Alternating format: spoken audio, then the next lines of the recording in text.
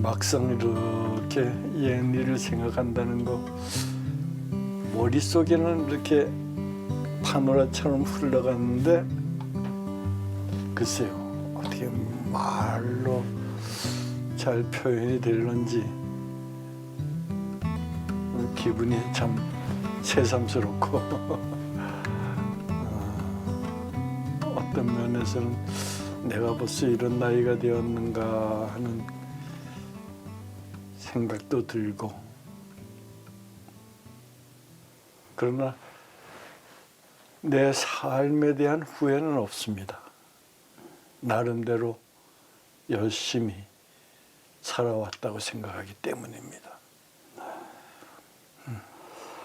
이렇게 돌이켜 보시면 유년 시절은 어떠셨습니까? 나의 유년 시절은 그때가 우리가 보통 일정때라 그러죠. 일본의 압박을 받던 그런 시절에 좀 태어났기 때문에 제가 유치원에 다닐 때의 생각은 그 일본 순사라 그랬는데 순사들이 긴 칼 차고 검은 제복에 여기 무릎까지 올라오는 장화를 신고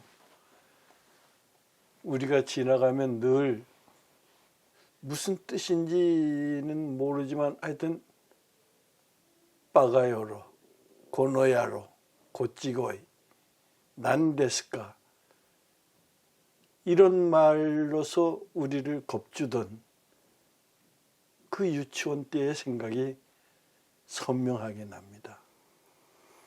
그러니까 그 바가요로나 뭐 이런 말들이 무슨 뜻인지는 몰랐어도 네. 표정이나 뭐 말투로 그런 걸 느끼셨던 거군요. 그렇죠. 그게 좋은 말이 아니고 늘 하여튼 겁이 났으니까. 그 집에서도 어렸을 때지만은 그 나에게는 누님이 3분 계시고 그런데 이 누님들이 그때 학교에 다니면서 일정 때죠. 어느 날은 와서 모두 울어요. 어머니하고 모두 같이 우시더라고. 그래서 난 뭐 왜 그러시나 그러는데 그때의 얘기를 들어보면 이제부터 우리말을 학교에서 못한다. 그 우리말 본 책 뭐 이런 거는 다 없애야 된다. 그러던 그 생각이 어렸지만은 그때 났어요. 아, 학교에서 우리말을 못하게 하는구나. 난 유치원 다닐 때지만은 그런 것이 어떻게 난 어렸었는데 어떻게 그런 생각이 났는가. 누님들이나 어머니 아버지가 하시는 말씀을 들으면서 막연하게 생각났던 거 이것이 아직도 선합니다.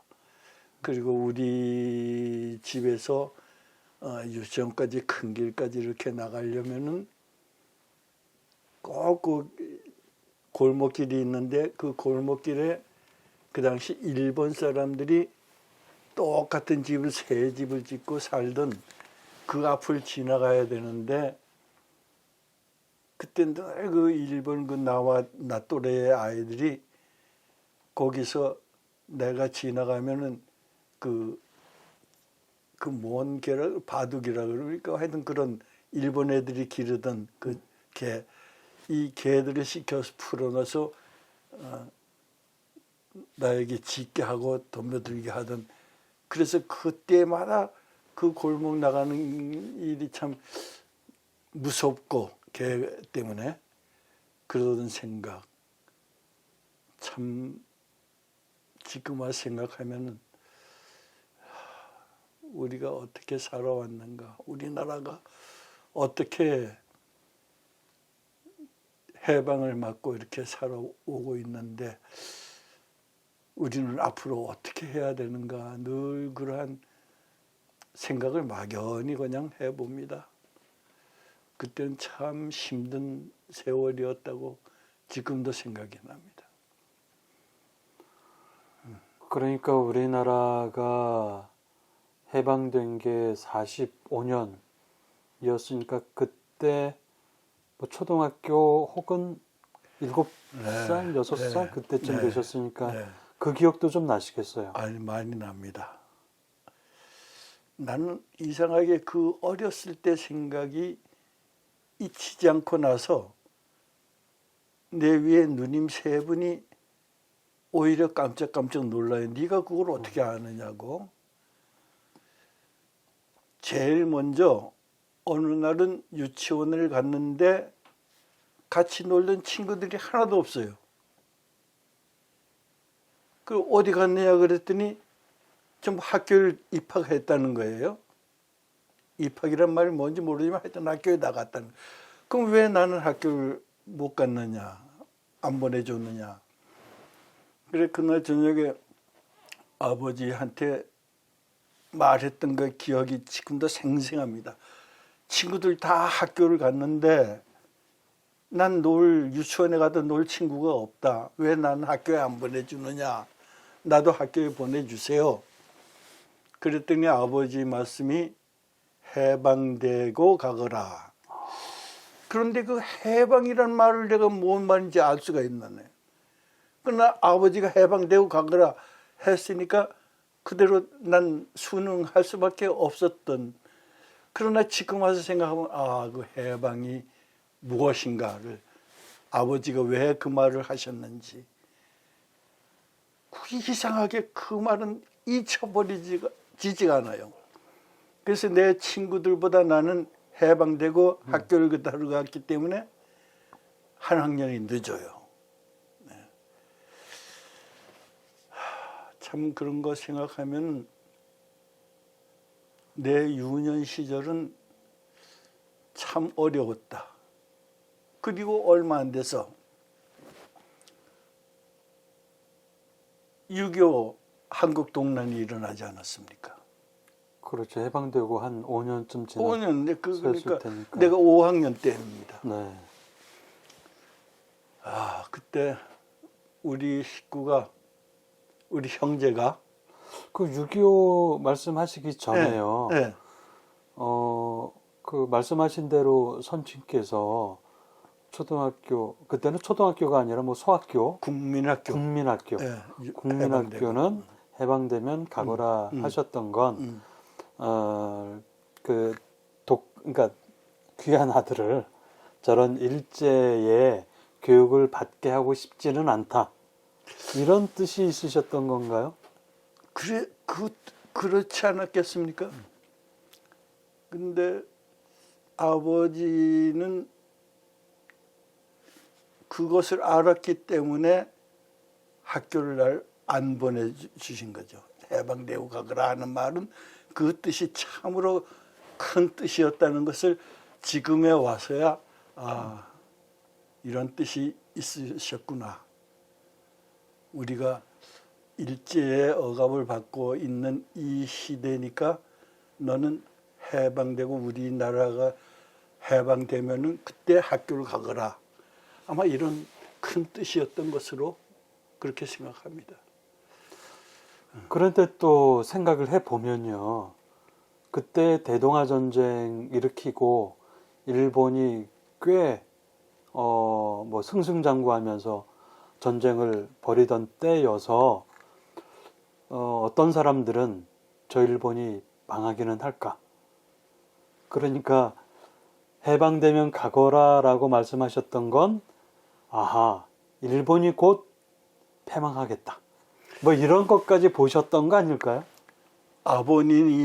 아버지께서는 그것을 알고 계셨겠지만 사실 저로서는 해방이란 뜻 자체를 몰랐으니까 그렇게까지는 몰랐지만 나중에 생각해 보면은 우리 아버님은 이런 것을 다 알고 계셨겠구나.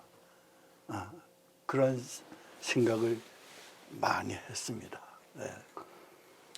그러고 보면 그때 사실 전 유치원도 못 나왔는데 그 옛날에 유치원을 나오신 거 보면 그 선친께서 자녀 교육에 특별한 뜻도 있으셨던 것 같고, 그런 뭐 이렇게 그 어렵고 힘들던 일정 시대였지만 뭐 이를테면 선친과 그 위에 윗대의 뭐 조부께서 그 힘들고 어려운 시대를 굉장히 지혜롭고 현명하게 살아오셨던 그 삶의 흔적들이 있지는 않을까요? 그래서 저는 가끔 이런 생각을 합니다. 우리 할아버님께서 일정 때 정말 새마을 운동을 하지 않으셨는가? 그것이 새마을 운동의 시초가 아니었겠는가? 막연한 그런 생각을 했습니다. 왜 그러냐 하면은 전 그 일정 때에 우리 할아버지가 그 시골에 그 구장을 했습니다. 구장을 하시면서 내 노는 밭을 내 동네에 내놓고 그 밭에다가 뽕나무를 심어서 동네에서 잠업, 누에고추 이걸 처음 그 시작하셨습니다. 나중에 들은 얘기지만은. 그런데 내 어머님은 그 당시 경북 영주입니다.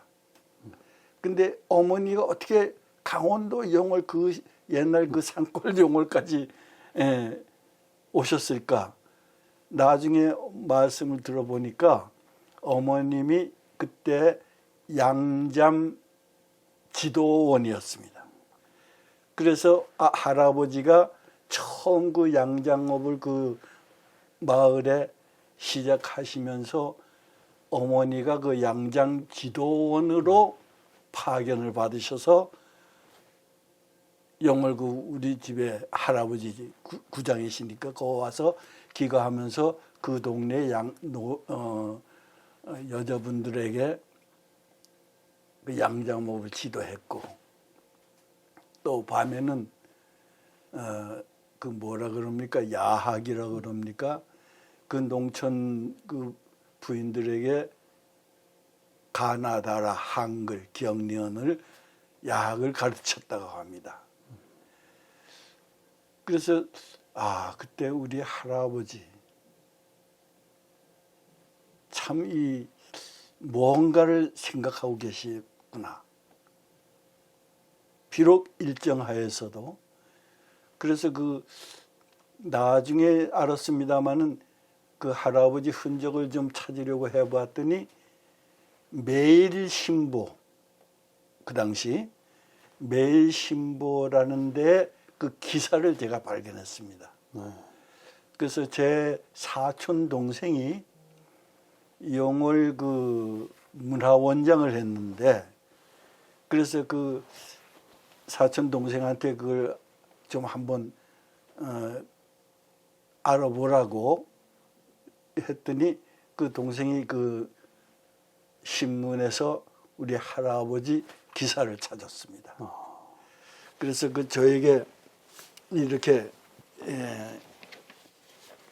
보내왔는데, 이 기사에 보면은 제가 눈이 잘 안 보입니다만 1933년도 매일신보에 났던 기사입니다. 여기에 보면은 우리 할아버지가 그때 벌써 그 양장업을 처음 아까 말씀드린 대로 시작을 했고, 동네에 야학을 시작했고, 이런 일을 많이 하신 것 같아요. 여기서 9가지 신문이 이렇게 난 것을 기사를 제가 복사해 왔습니다. 아마 이러한 것 때문에 아버님, 어머님도 무언가를, 비록 영월 같은 아주 산골 시골이지만은 뭔 생각이 달리셨던 것 같아요. 그래서 은연중에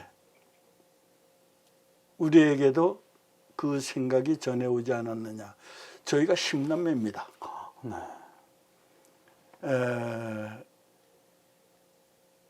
6.25 한국 동란이 일어날 때에 9번째 여자 동생이 1950년도 6.25 동의입니다. 그리고 이제 피난 갔다, 일사후 때 피난 갔다가 와서 마지막으로 10번째 여동생을 또 낳습니다. 그래서 우리 10남매가 지금까지 다 그래도 있는데 제일 맏누님이 이제 너무 오래 나이가 드셨으니까 맏누님이 돌아가셨고 6번째 남동생이 먼저 세상을 떠났고 그래서 지금 8남매가 아직 그대로 살고 있습니다. 그러니까 네. 그 아까 보여주셨던 그 기사 보면 조부님 함자가 숫자 환자 네. 되시고 네. 그 매일신보 기사를 지금도 검색은 할 수 있을 거예요. 네. 그래서 보면 아마 그 기사가 그대로 나오긴 할 텐데 그 저희 학교 다닐 때 그 시문의 상록수 네. 배우면서 그 분하루도 운동인가 네. 그런 거 열심히 일제 그때가 아마 1930년대쯤이었던 것 같은데 그 조부께서 선배님 조부께서 굉장히 선각자이셨던 것 같습니다. 그랬던 것 같습니다. 네. 참 저는 지금도 할아버지를 상당히 마음속으로 존경하고 그 영월 방절리라는 그 곳에 가면은 그 할아버님 송덕비가 있습니다. 바로 어디냐 하면은 단종이 기양 왔던 그 청령포라고 있잖아요. 네. 바로 그 동네입니다. 그 방절리 마곡이라는 그 바로 그 동네인데 거기에 할아버님 그 송덕비가 있는데 그 송덕비가 누가 뭐 위에서 높은 사람들이 해준 것이 아니고 이민들이 방절리 리민들이 세워준 그것이 1930 몇 년, 31년도인가 몇 년도 그때 그 세워주신 그 비석이 거기에 바로 있습니다. 청령포에 배 타고가 청령포 기양지로 건너가기 전에 그래서 그걸 참 자랑스럽게 생각하고 또 저도 아버님도 이제 살아계실 때 영월에 이제 그때 면장도 하시고 읍이 영월 면이 영월 읍으로 승격되어서 그때는 몇 년도입니까? 1960년대입니까? 우리가 4.19 하고 저는 그때 고대 3학년이었으니까 4.19 데모할 때 그리고 나서 그 민주당 정권이 이제 처음 서서 지방 읍장을 우리나라 최초로 민선 읍장 선거가 있었지 않았습니까? 그때 제 아버님이 읍장으로 영월 읍장으로 그걸 됐습니다. 선출되었습니다. 민선 최초에.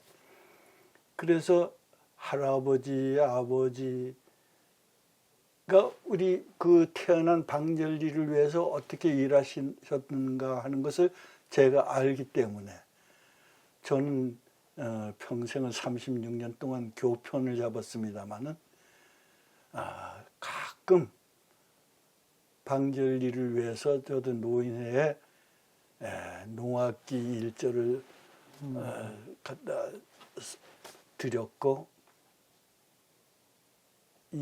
아주 그 마음이 늘 떠나지는 않고 있습니다.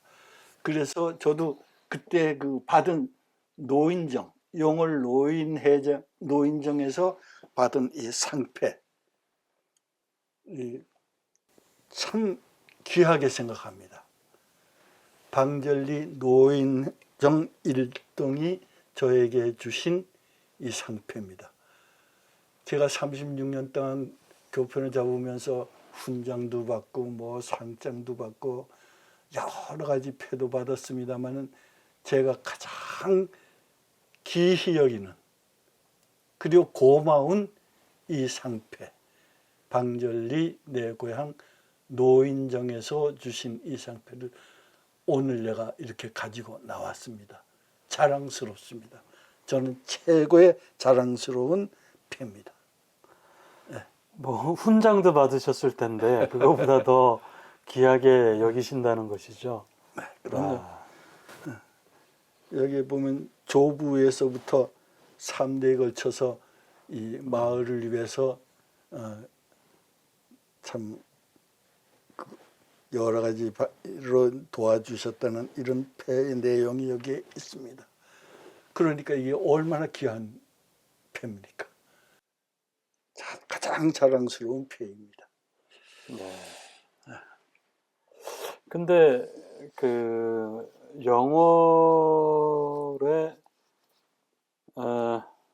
단종 네. 그 장릉이 있고 네. 그래서 그것도 뭐 저기 그 충신 홍도 네. 어르신 예. 그 분의 후손이신 거잖아요. 그렇죠. 네. 그러면 영월에서 몇 대째 살아오셨던 거였고, 네. 네. 그러면 그 사시다가 6.25도 거기서 맞이하신 거잖아요. 그렇죠. 지금도 영월은 말하자면 산골이기도 한데 거기도 이렇게 6.25의 포화가 지나갔나요? 어땠습니까? 그럼요. 6.25가 처음 일어났을 때 저희는 이제 영월 읍내에 살고 있었으니까 할아버지가 이제 그 방절리 청룡포 기양지 그 동네에 할아버지가 계셨고 그래서 그때 6.25 처음 났을 때 아버지만 피난을 가셨어요. 그리고 우리는 전부 다 그 한 10리 영월읍에서 한 10리 떨어진 그 방절리라는 그 할아버지 댁에서 6.25를 보냈습니다. 그러다가 이제 일사 후퇴 때 피난을 나갔지만은 그 동안에 그 내가 국민학교 5학년이었으니까 인민군들이 와서 그 마차에 모두 포를 싣고 오고 막 그 우리는 그 보지도 못했지만은 뭐 그때 박격포 뭐 어찌고 이런 걸 다 영월 시내도 다 다니고 그때 폭격에 의해서 우리 영월 시내에 있던 저희 집이 다 타버리고 없었습니다. 전부 없어지고 그래서 얼마 동안은 시내에 들어오지도 못하고 방절리 그 할아버지 댁에서 지냈죠. 국민학교 때는. 그 중학교가 돼가지고 학교도 뭐 그때는 영월 중학교도 없었으니까 그 관풍현이라는 그 일종의 포교당입니다. 그 유명한 단종의 자규류 시가 있던 자규류라는 류도 있는 그 거기에서 교실을 빌려서 교실도 아니죠. 뭐 그 예배 포교당 거기에서 공부를 중학교 때 공부를 하고 그랬습니다. 참 힘든 정말 힘든 그런 한때였죠. 근데 저는 그때 영월 중학교에서 전부 다 공부 좀 한다는 학생들이 서울로 다 갔거든요. 그때 제가 서울 가지 못한 고등학교를 서울로 가지 못한 그래서 집에서 떼를 쓰고 울며 불며 서울로 보내달라고 하던 그 생각이 지금도 서운합니다. 그러나 저는 그 당시 영월에는 뭐 여학교도 없었고 인문고등학교도 없었고 오로지 학교라고는 용월 공업고등학교 하나밖에 없었습니다. 여학생도 공업고등학교에 입학을 했으니까요. 그래서 대학을 가긴 가야 되겠는데 참 어떻게 학원이라는 것도 이름도 없는 그런 용어에서 대학을 간다는 게 참 힘들었는데 그때 어느 선생님, 독일어 가르치던 선생님이 한 분 계셨는데 그 양반이 이제 대학을 한번 가봐라. 그래서 이제 뭐 이렇게 주시는데 보니까 고려대학교 그를 입학원서 거기에 이제 고대 이제 설명이 나와 있는 걸 주셨는데 단 한 가지 민족대학 이 말에 무조건 저는 고대로 가겠다. 참 고대가 어디가 붙었는지를 모르겠고 그래서 처음 그 대학을 입학 시험을 쳐러 갔는데 누가 있나요? 뭐 선배님도 없고 같이 시험 치러 가는 친구도 없고 그래서 이제 그때는 용월서 가면 중앙선 타고 청량리역에서 내려서 종로 5호가에 지금도 있지 않습니다. 5호가에서 전차를 타고 5호가에서 내려서 그 뒷골목에 있는 광신여관이라고 있어요. 그걸 몇 번 찾아가 봤지만 다 없어지고 그랬지만은 거기서 들어서 하룻밤 그날 저녁은 자고 다음날 고대 입학 시험을 치러 가야 되는데 어디 붙었는지 알 수가 있어야죠.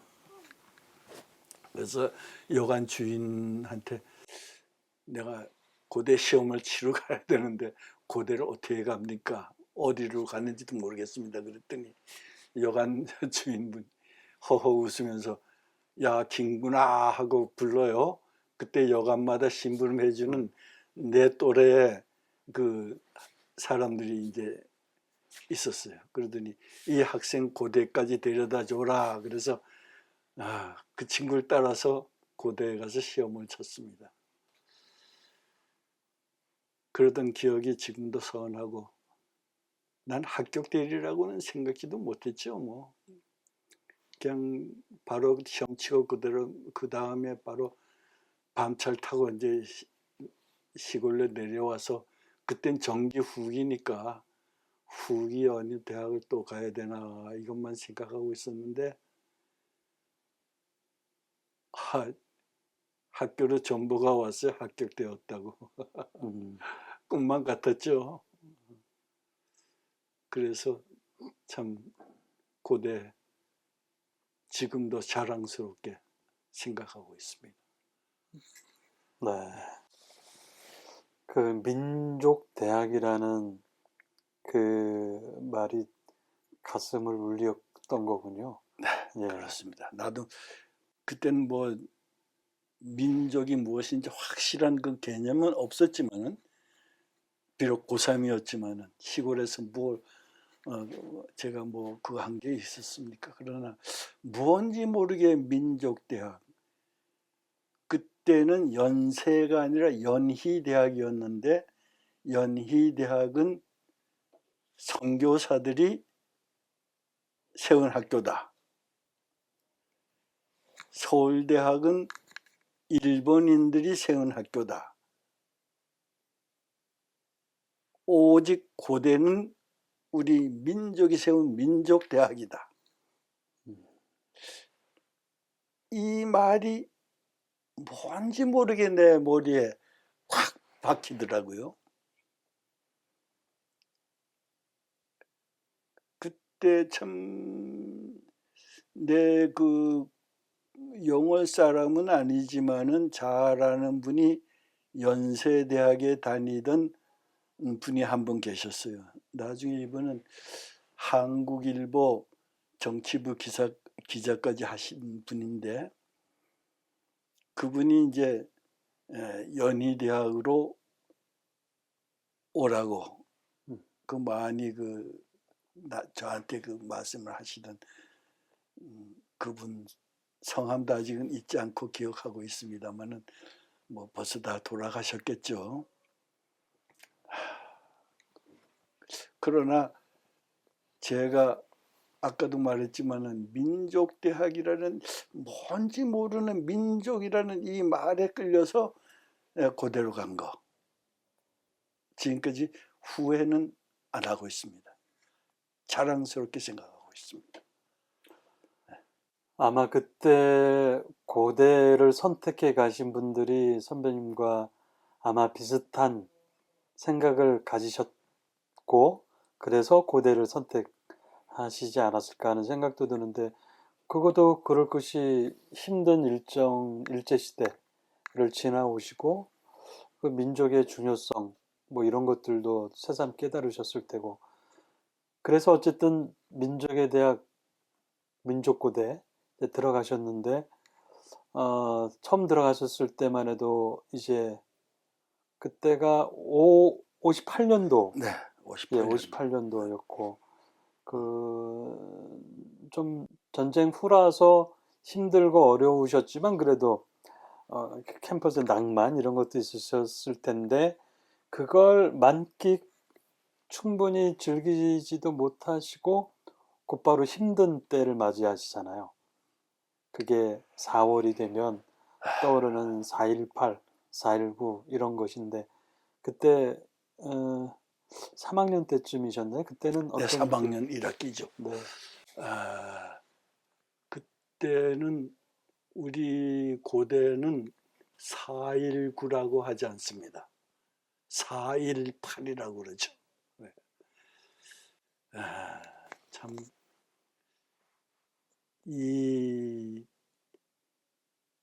그때 한번 어떻게 경찰이나 이런데 잘못 걸리면 참 힘든, 요즘은 생각지도 못하는 그러한 때였습니다. 그때 제가 이제 3학년이었으니까 3학년 1학기 때였으니까 데모를 하고 저 아들은 서울서 데모를 했는데 그러다 보니까 고향에 계시는 아버님은 직장을 잃게 되죠.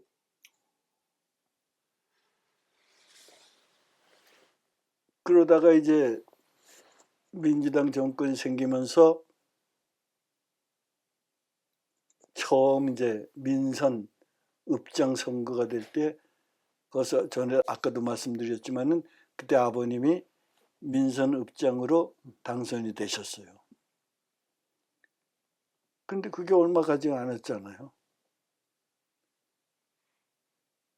제가 이제 그 데모를 하고 이제 군회를 갔는데, 제가 군에 가 있는 동안에 5.16 쿠데타가 일어나지 않았습니까? 그러니까 아버님은 읍장 민선 선거로 입장이 되어서 꼭 6개월 만에 직장에서 그만두셨잖아요. 5.16 났으니까. 그리고 그때가 저희 가정적으로는 참으로 힘든 때였습니다. 대학에서부터 제일 막내가 10번째 막내가 초등학교에 다니던 때니까 대학교, 고등학교, 중학교, 국민학교, 그땐 국민학교입니다. 국민학교 때까지 쭉 있던 10남매가 참 살기가 힘들었던 그러한 시절이기도 합니다.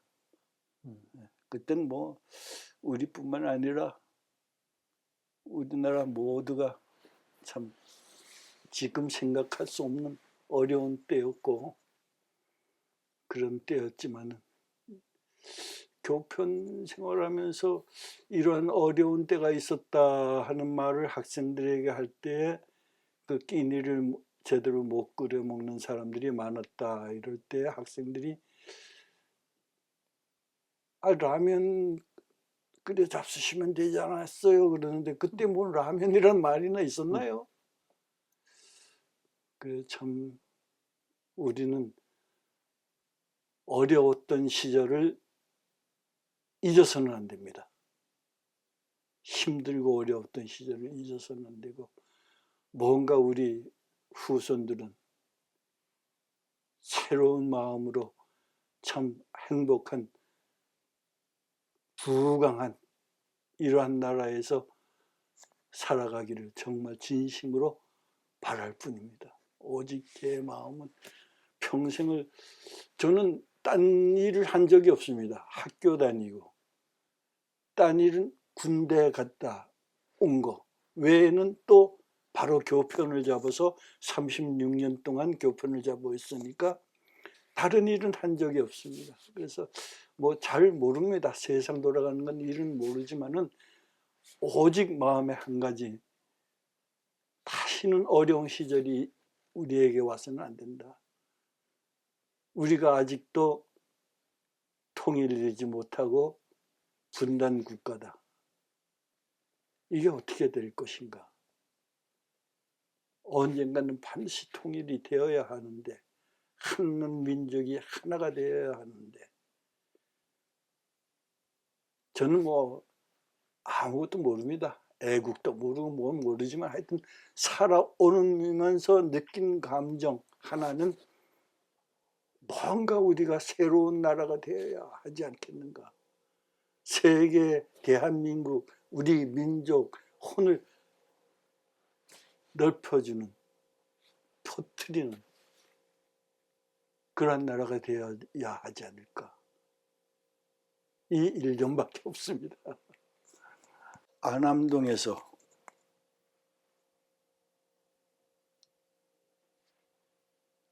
이 신설동을 거쳐서 동대문으로 해서 그 국회의사당이 있던 그 광화문 그 내거리, 거기까지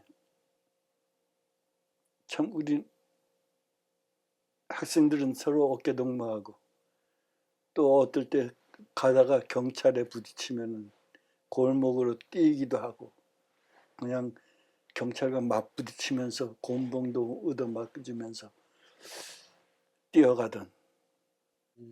그때는 교문이 말이죠. 지금과 같은 교문이 없었어요. 그냥 담이 이 철조망이었어요.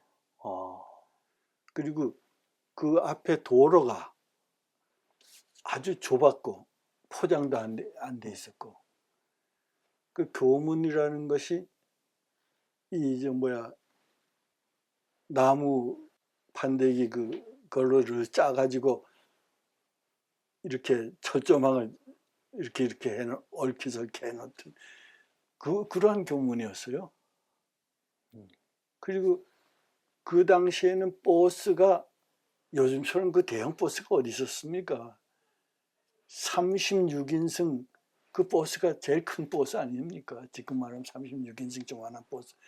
그 버스가, 학교 버스가 앞에 우리가 데모 나갈 때에 그 앞에 도로에 가로 딱 세우니까 갈 데가 없어요.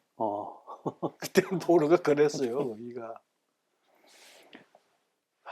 그래, 거기서부터 나와서 지금 그 대강고등학교입니까? 그 앞을 그 다리잖아요. 그 네네. 다리를 지나갈 때 거기서 경찰하고 대했고, 이렇게 마주서 저쪽에서는 경찰 지키고 못 하고 다리를 넘어가야 가니까.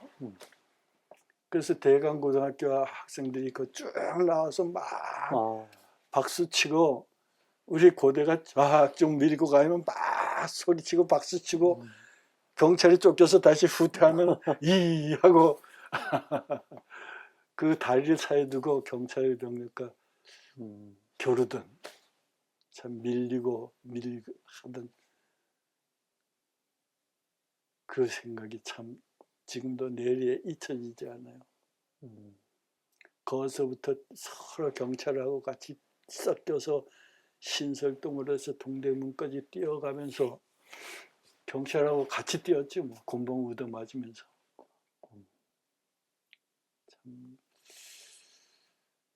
그땐 참 뭔 생각이었는지, 뭔가 이래서는 안 돼. 확실한 것도 모르지만 뭔가 이래서는 안 된다 하는 그 마음뿐이었지 뭐.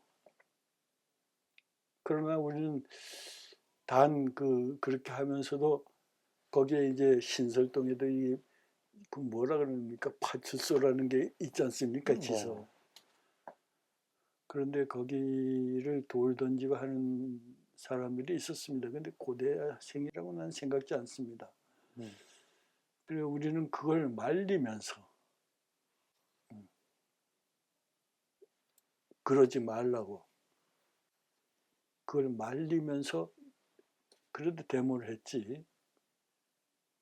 그 지서나 파출소 이런 데 돌 던지면서 파괴하면서 데모는 하지 않았어요. 예. 오히려 우리 말렸지.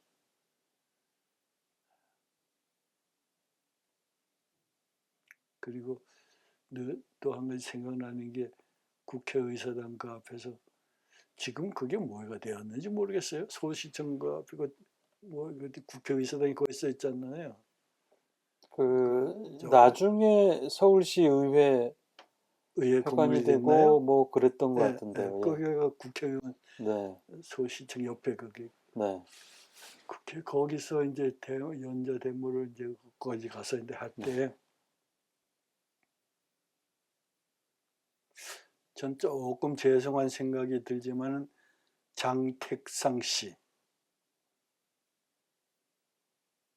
나와서 뭐라고 이제 그 말씀하실 때 우리 고대생들이 골동품 물러가라.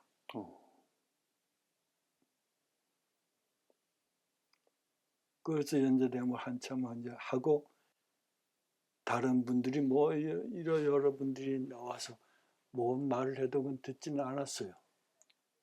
근데 끝으로 유진호 총장님께서 좀 안 하신 분이잖아요. 다 나와서 오늘만 날이 아니지 않느냐. 이제 그만 돌아가자. 그 한마디 딱 하신데 우린 다 일어나서 돌아오다가 정치깡패한테 천일백화점 앞에서 당했죠.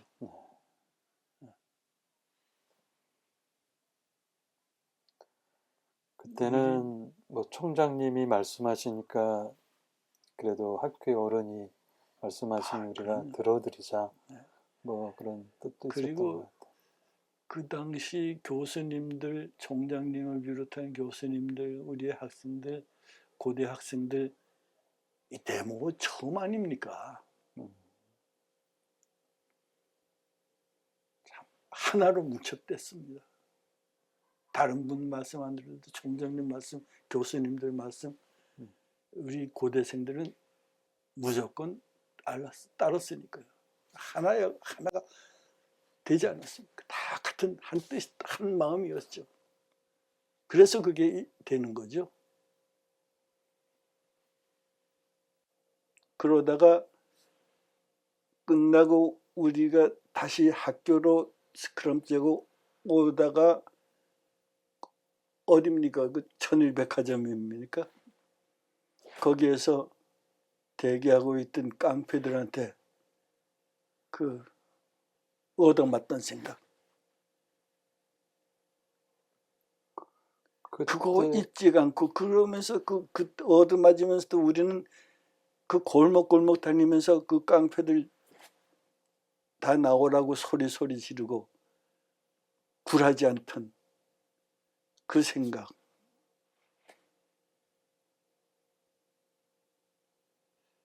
때로는 눈물이 납니다. 그땐 젊었을 때니까. 그때 거리의 시민들 반응은 어땠습니까? 참 좋았죠. 시민들도 모두 나와서 박수 쳐주시고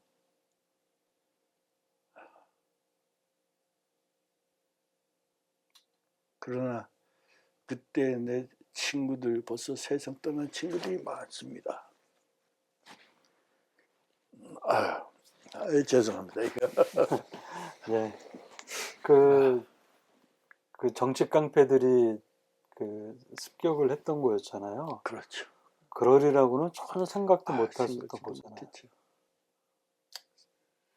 우리는 사실은 그때 거기서 돌아서 그 뭡니까 남섬 밑으로 내는 대게로입니까? 지금 무슨 백화점입니까? 뭐 그땐 동아백화점 그쪽으로 해서 이제 그 을지로를 안 가고 그냥 대게로로 해서 이제 이렇게 신설동을 해서 이제 대하고 목요까지 가기로 이렇게 생각하고 갔는데 어떻게 거기서 을지로를 이 방향을 이 경찰들이 틀더라고요. 아, 그러니까 경찰도 공모를 했을 가능성이 있었던 걸까요? 모르죠, 뭐. 하여튼 네. 그래서 글로 오다가 거기서 그런 정치 깡패들한테 당했죠.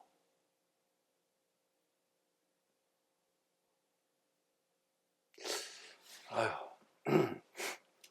그래서 저는 그때 참 순진하게도 이제는 우리 대한민국의 부정이라는 말은 없어지겠구나. 부정선거? 하여튼 뭐 부정이라는 말은 없어질 것으로 이렇게 생각을 했었습니다. 그런데 사람 사는 세상이 그렇게만 되지는 않는 것 같아요. 지금까지 쭉 살아오면서도 저는 교편을 잡아서 그런지 모르지만은 정치는 모르고 뭐 아무것도 모릅니다만은 세상이 내가 20대 때 데모를 할 때는 우리나라의 부정이라는 말은 없어질 것이라고 생각했는데 역시 인간 세상인지 안 없어지는구나. 참 슬픈 얘기죠.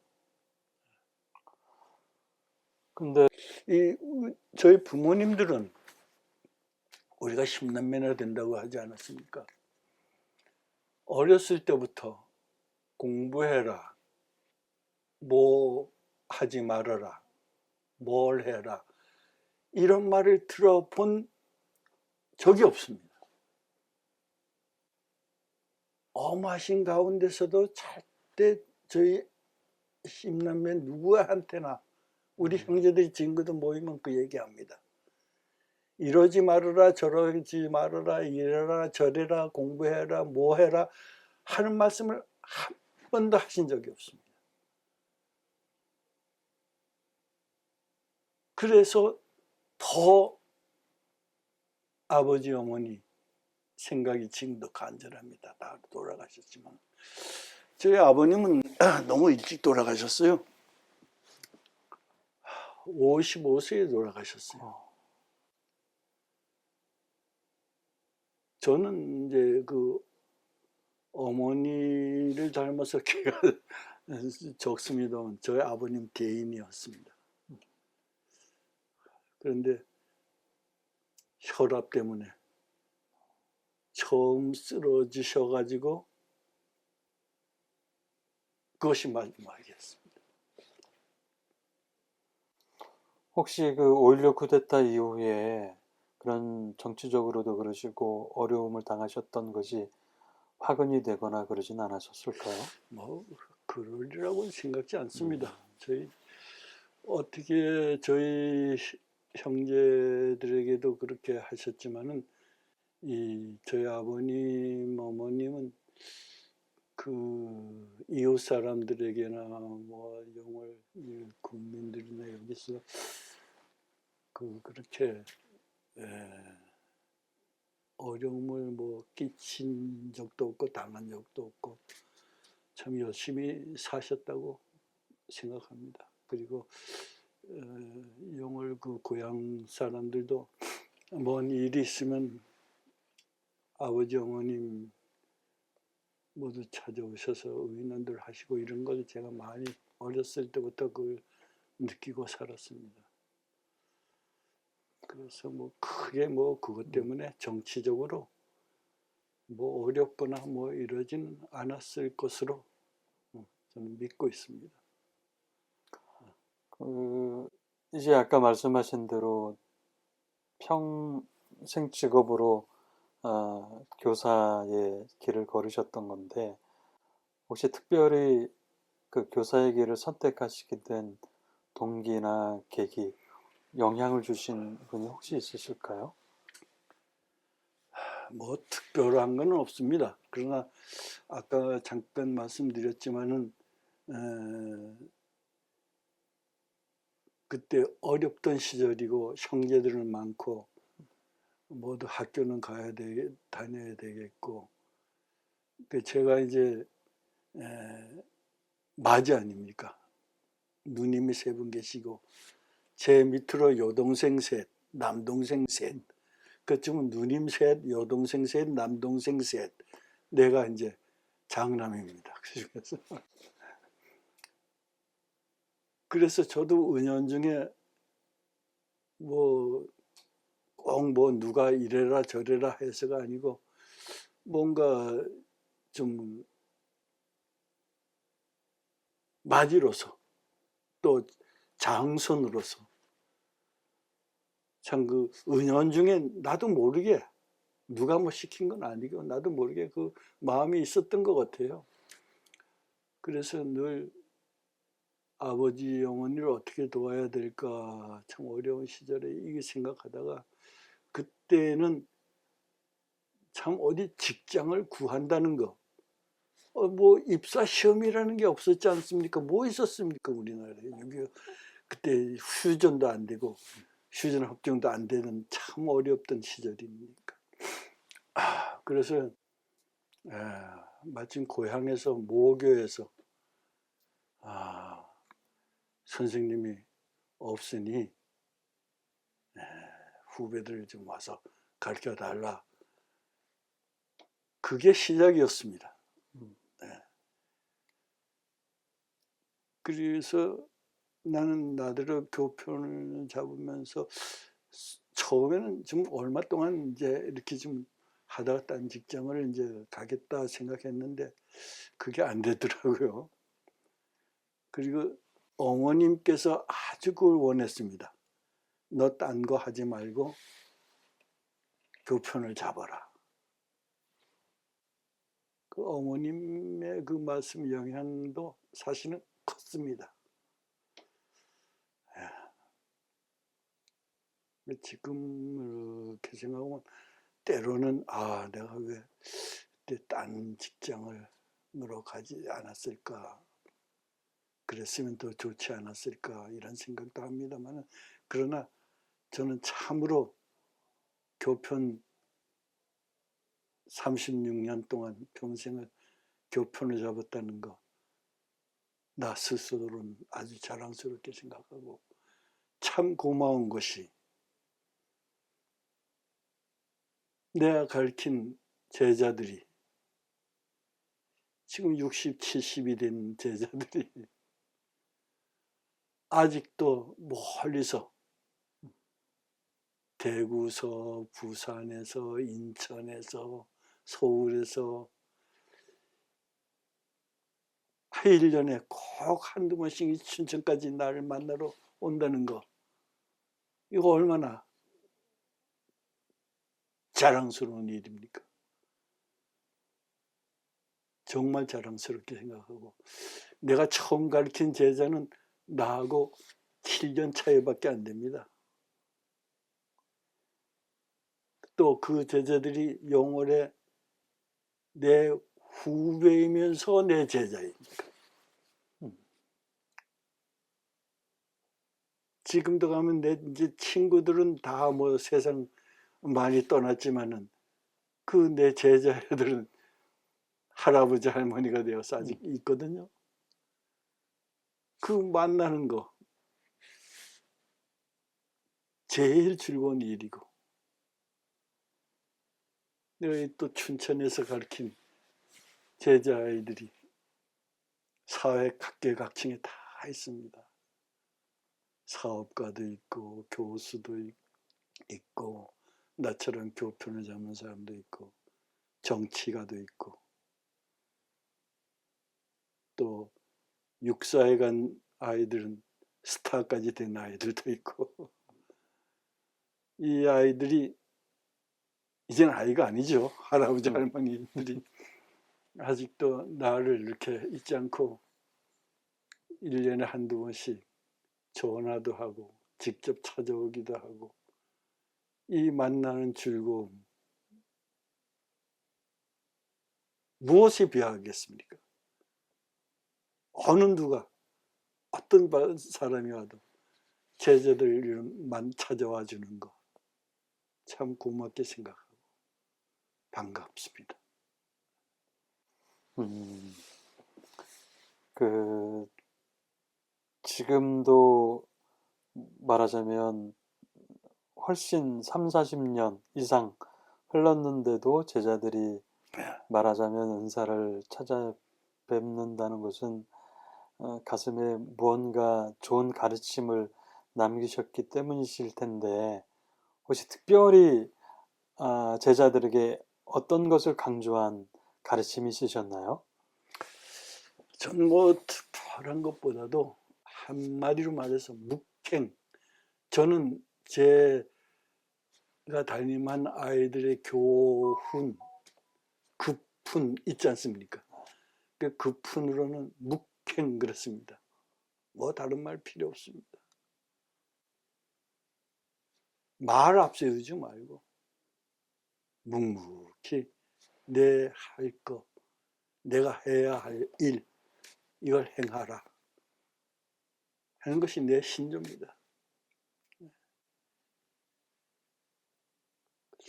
그래서 뭐 아이들에게 특별히 뭐 이래라 저래라 제가 자라면서 아까도 말씀드렸지만 부모님들이 저희들한테 이래라 저래라 공부해라 뭐 해라 말씀 안 하셨거든요.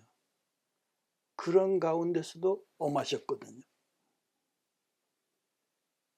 그 영향인지 저도 뭐 큰 그건 아이들에게 말씀 안 했지만 그냥 아이들을 너희가 해야 할 일 묵묵히 행해서 사회에서 그 욕먹지 않는 비난받지 않는 이런 사람이 되어주기를 항상 저는 바라는 것뿐이죠. 근데 여하튼 내가 제자들을 잘 만난 거죠. 내가 뭐 했겠습니까? 좋은 제자들 만나서 지금까지 이 아이들이 나를 생각해 준다는 거 참으로 고마운 일 아닙니까?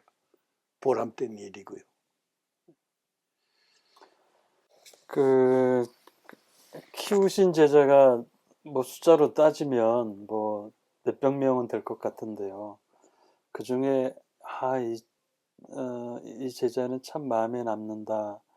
뭐 잘해서도 그렇고 혹은 좀 오히려 모자란 듯해서 하지만 그 가운데도 열심히 선생님 가르침 따라 묵행하는 그런 제자들이 있었을 법도 한데 혹시 그렇게 기억에 남을 제자가 있으실까요?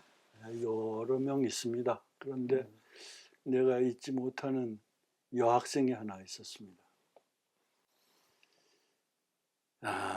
이 학생은 동기생들이 전부 대학을 갈 때 가지 못했고 가정 형편으로 직장에 시험을 쳐서 직장인이 된 친구가 있습니다. 이 친구가 열심히 돈을 벌어서 동기생들이 대학을 졸업할 때에 대학을 들어갔습니다.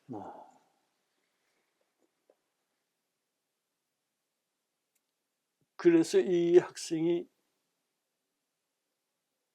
뭐라고 어디라고 말은 뭐 못하겠습니다만은 여하튼 국가 공무원이 되었는데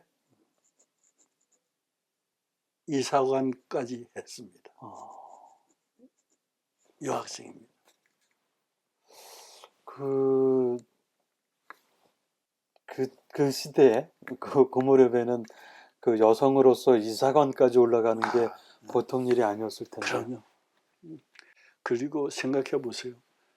친구들은 남학생도 아닙니다. 여학생인데 다 대학 가서 대학을 졸업할 때에 졸업하는 해에 자기가 번 돈으로 대학을 입학했습니다. 대단한 친구죠. 참 자랑스러운 친구입니다.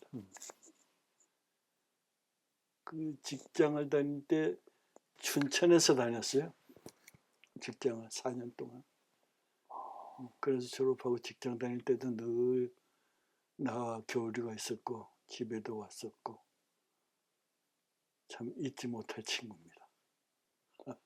혹시 지금도 그럼요. 교류하십니까? 아, 네. 그 친구들이 몇 명이 있습니다. 근데 그 친구들이 6명이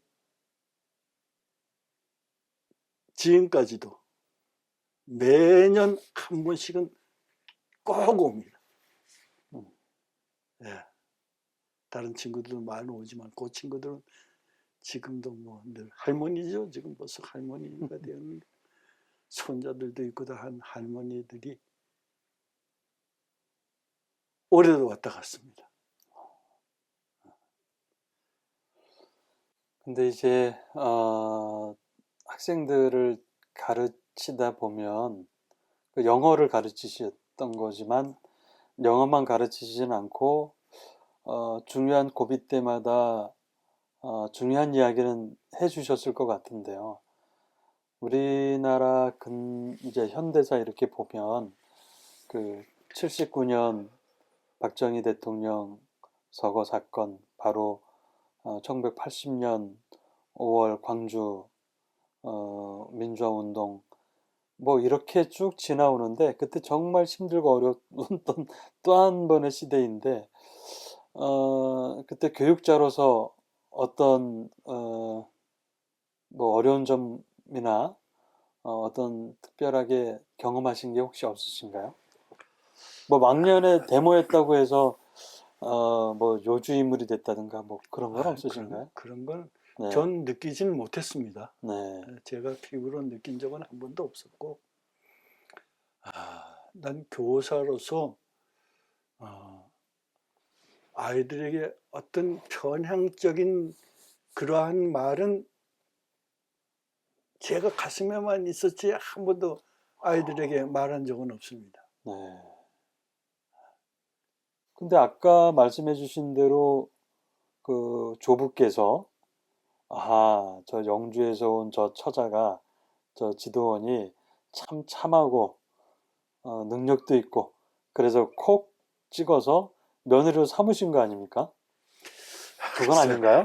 모르죠. 그땐 제가 태어나기 전 일이니까. 단지 제가 아는 것은 네.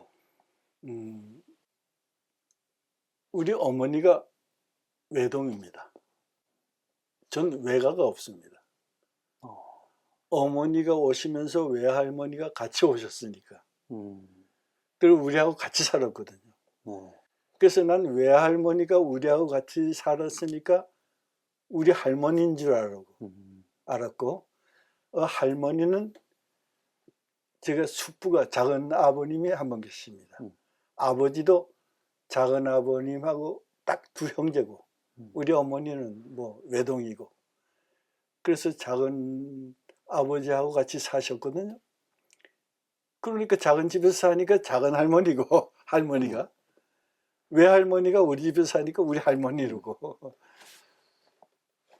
그리고 참 제가 늘 부러웠던 것이 학교에 가면 방학 끝난 다음에 가면은 친구들이 난 이번 방학 동안에 뭐 이모네 집에 갔다 왔다, 고모네 집에 갔다 왔다 그러는데 난 그때까지 이모가 뭔지 고모가 뭔지 없었으니까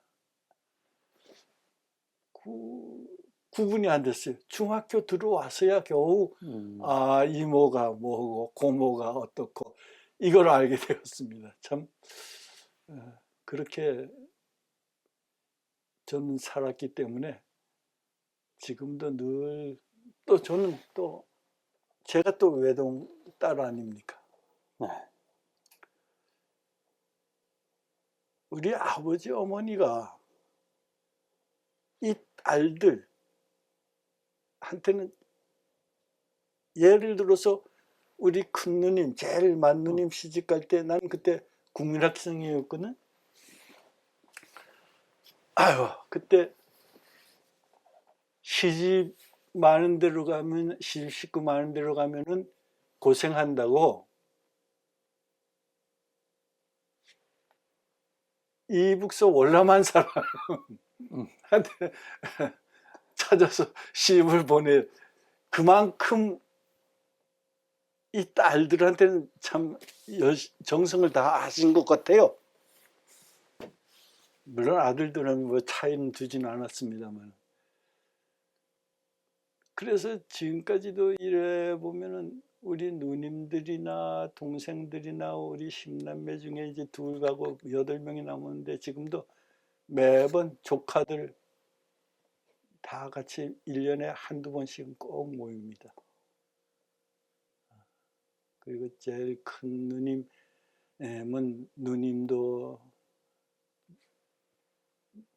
자형도 다 돌아가셨으니까 거기에 4남매인데 이 조카들도 아직까지 외삼촌하고 오고 연락되고 같이 모이고 참 우린 어렵지만은 마음은 늘 그렇게 하고 살고 있습니다. 이게 복이 아닙니까? 뭐가 복이겠습니까? 갑자기 궁금해지는 게 있는데요. 아까 말씀하신 대로 형제들 그리고 선친께서 가족을 부양할 때 도움이 좀 되게 하고자 교사기를 선택하셨는데 정작 어렸을 때 하고 싶으셨던 일은 무엇이었습니까? 꿈 같은 게 어떤 거였습니까? 저는 뭐 다른 큰 꿈은 없었고 공직자, 공무원이었습니다. 교편보다는. 그러나 아까도 말씀드렸지만은 참 잘했다. 그래서 지금 이렇게 후회 없이 살고 있지 않는가. 내가 그것은 교편을 어머님 말씀대로 교편을 잡고 한 길로만 살아왔기 때문이 아니겠는가. 나 혼자의 자부심이기도 합니다. 누가 알아주든 알아주지 않든. 네. 아까 잠깐 흑백 사진들 몇 장 살펴보니까 사모님께서 그 보기 드문 미인이시던데 어떻게 만나셨습니까? 저는 중매였습니다. 제 생각은 그때 제가 부모님한테 이 말씀은 드렸습니다. 아버지, 어머니, 부모님께서 정해주시면은 그대로 따르겠습니다 하는 말씀을 드렸고, 그것은 제가 장남, 10남매 장남이었기 때문입니다. 뭐 예나 지금이나 10남매 장남한테 감히 시집 오겠다는 여자들이 몇이나 될까요? 그래서 아버님 친구가 이제 이렇게 중매를 쓰셔가지고 그때 저는 이제 영월에 있었고 고향에 있었고 안사람은 대구에 있었습니다. 우리 안사람이 대구 경북여고 출신인데 또 그 당시 50년대 57년도 8년도 경북 그 기계체조 대표였습니다. 어, 그때는 지금과는 달랐죠. 전국체전이 그 서울운동장, 네. 지금은 없어졌지만은 그 실내 경기가 어디 있었으면 실내 경기장이 있었습니까? 없었잖아요. 거산 사진도 지금 가지고 있습니다만, 간 사람도 경북여고에서는 꽤 음, 열심히 공부했던 친구입니다. 그래서 우린 나이가 같아요. 네. 간 사람이 많이 힘이 들었죠. 십남매 맞이 역할을 했어야 하니까. 음, 동생들 다 데리고 살아야 되고 그랬으니까 나보다도 한 사람이 참 고생이 많았죠. 근데 알고 있습니다. 잘 참아주었고 잘 도와주었고 고맙게 늘 생각합니다. 말씀도 하셨습니까? 그런 말은 잘 못하겠더라고요. 그냥 마음뿐이죠. 그러면 이번 기회에 한번 영상 편지처럼 한번 네. 해주시죠. 당신 참 고생 많았어요. 우리는 결혼하면서부터 단 둘이 살아본 적이 없죠. 처음에는 부모님과 십남매 전부 같이 한 집에서 살았고 나중에 직장 관계로 내가 서울로 왔을 때에도 서울 와서도 동생들 셋이나 데리고 우린 살았으니까 단 둘이서 살아본 적이 없죠. 참 고맙고 또 미안하게 생각합니다. 그러나 잘 참아주고 많이 도와주고 참 맏며느리로서 어려운 많은 일을 다 겪으면서 이렇게 잘 해주셔서 늘 마음속으로는 늘 고맙게 생각합니다. 마음뿐이라고 생각지는 마세요. 그것뿐입니다. 말하지 않아도 우린 서로 다 알지 않아요? 당신도 장녀고 나도 장남이고 여하튼 고맙습니다.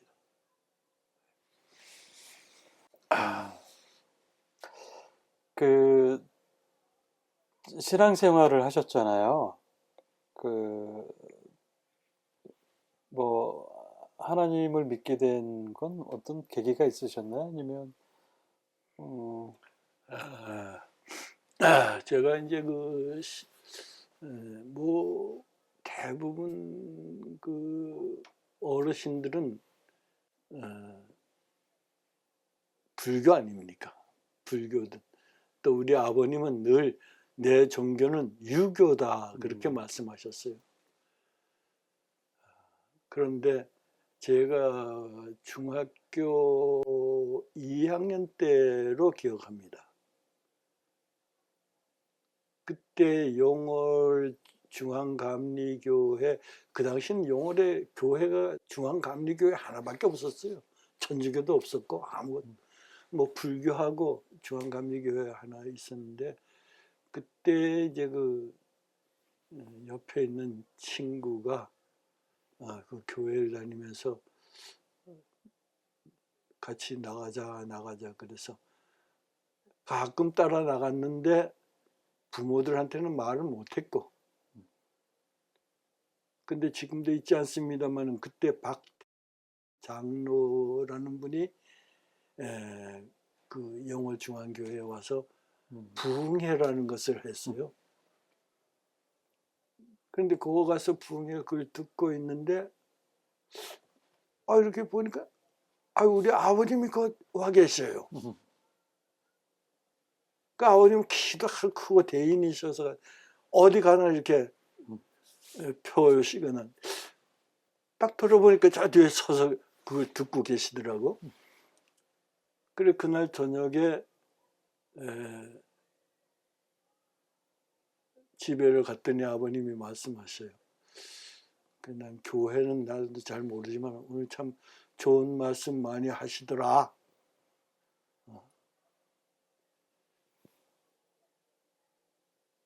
그냥 그 한마디 딱 하고 마셨어요. 그때부터 이게 허락이구나. 그렇게 생각하고 교회를 나갔죠.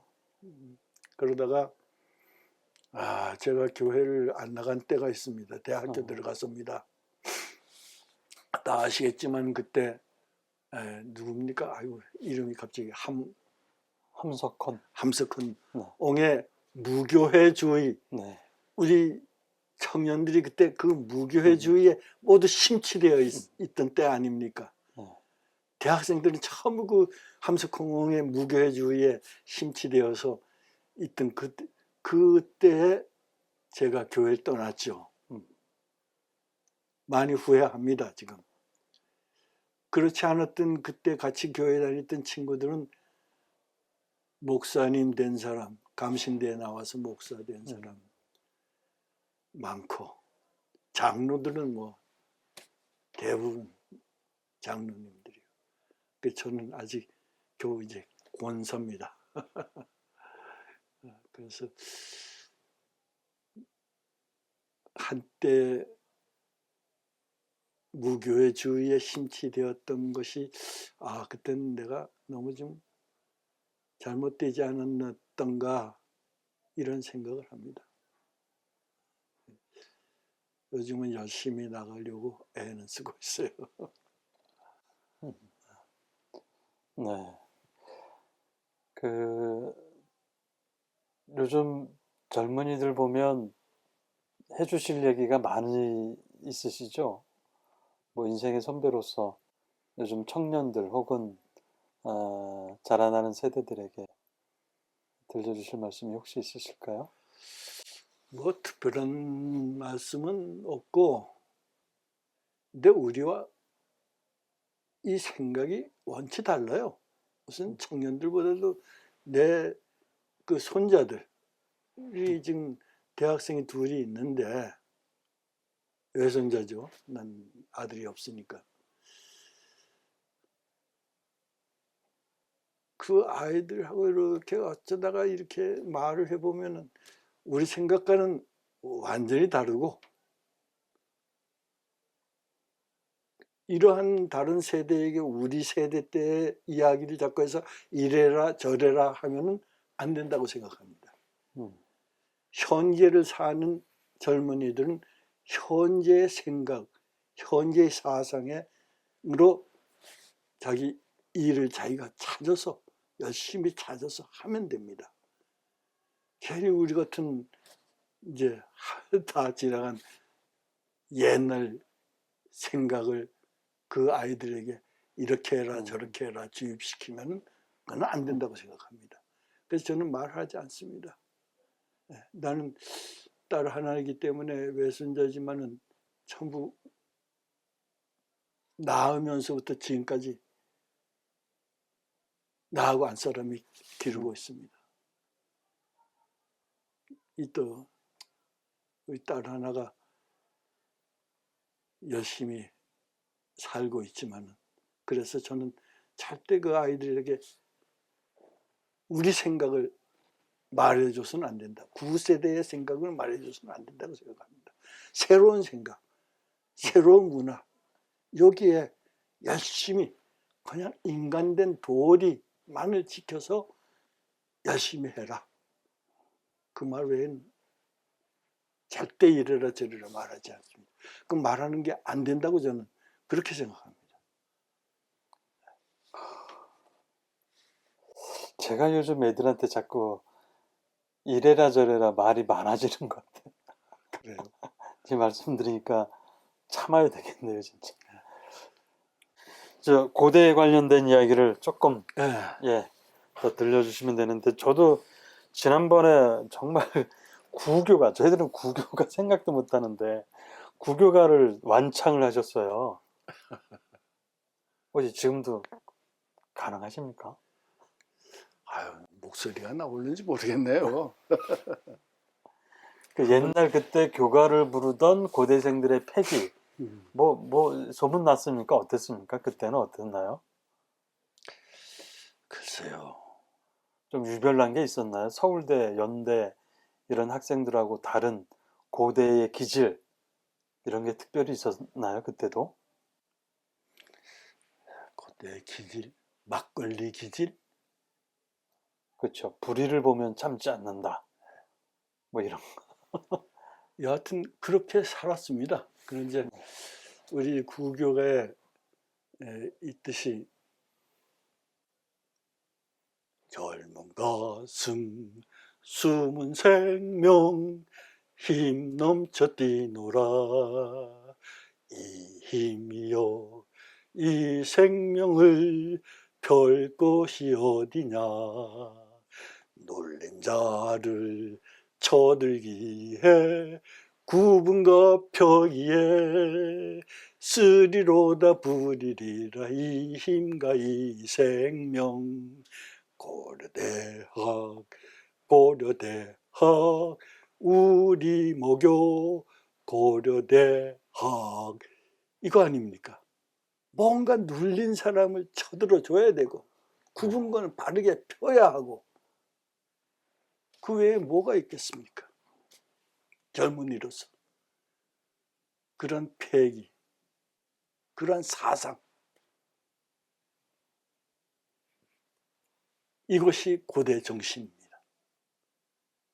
그리고 모든 것을 다 같이 어울려서 같이 하는 모든 것을 다 하나로 녹여서 다시 만들어내는 이것이 고대 정신이 아니겠습니까?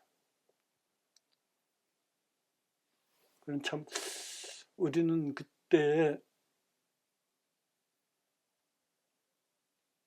마셔도 막걸리를 마셨죠.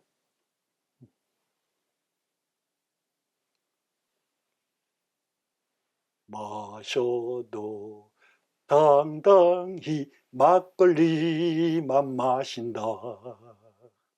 맥주는 싱거우니 연희꼴로 돌려라. 부어라 마셔라 이 밤이 지새도록 마시고 마시자 막걸리만 마시자. 이거 옛날에 부르던 노래입니다. 막걸리 한 잔 마시고.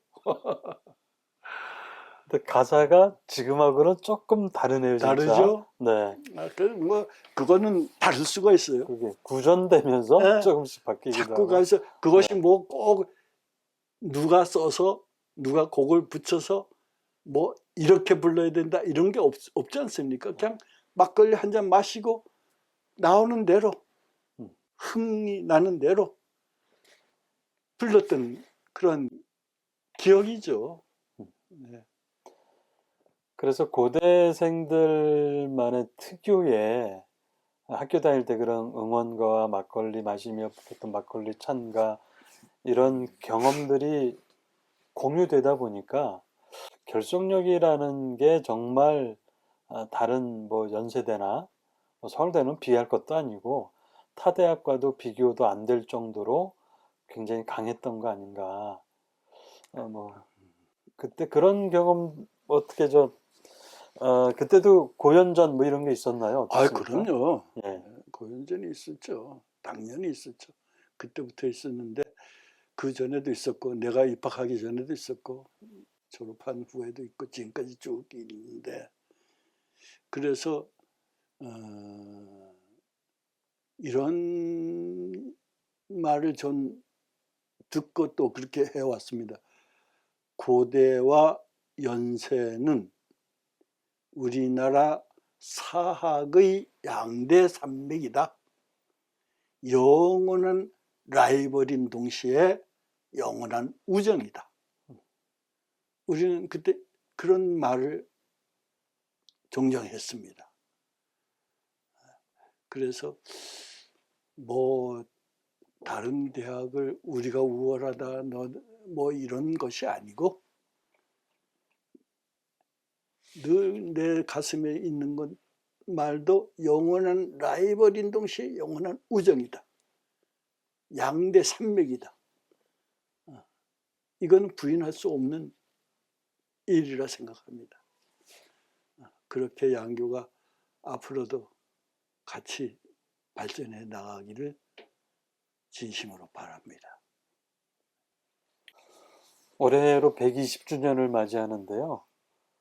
감회도 좀 있으실 것 같고 옛날 교정 떠올리면 이렇게 떠오르십니까? 그럼요.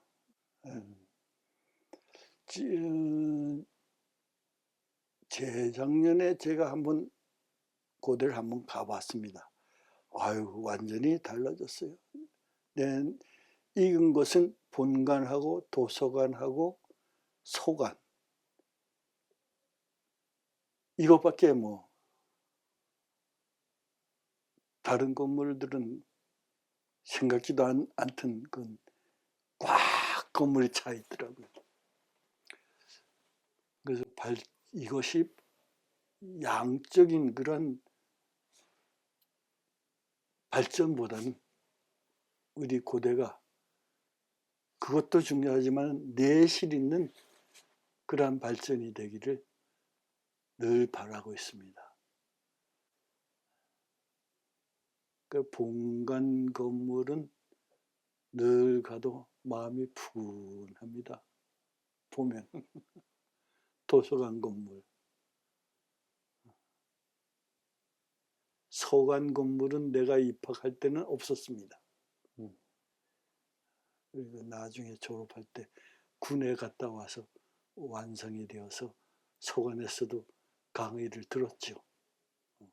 4학년 때 군에 갔다가 와서 다시 복학해가지고 그래서 그 본관, 도서관, 서관 이것은 늘 가도 마음이 푸근해집니다.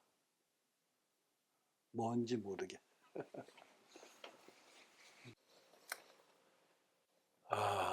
근래 와서 우리나라가 온 세계적으로 문화적인 K-컬처, K-팝 얼마나 영향을 끼치고 있습니까? 끝까지 우리 대한민국 참 분단 국가, 조그마한 나라. 이러한 우리 민족, 우리나라가 세계에서 그래도 코리아 하는 뭔가 이름을 모든 사람들에게 알리는 그러한 정신력, 그러한 한 마음, 한 뜻, 이것이 더욱더 널리 퍼져나갔으면 좋겠습니다. 꼭 그렇게 되리라고 믿습니다. 이제 제가 앞으로 뭐 얼마나 더 살는지 모르겠습니다만 오직 아무것도 아닌 시골 한 선생, 교사로서 평생을 살아온 저지만은 이러한 마음은 온 세상으로 세계로 뻗쳐나가는 그런 우리 민족이, 우리나라가 되었으면 좋겠습니다. 감사합니다. 네, 오랜 시간 좋은 말씀 해주셔서 감사합니다. 잘 남기고 기록하겠습니다. 고맙습니다.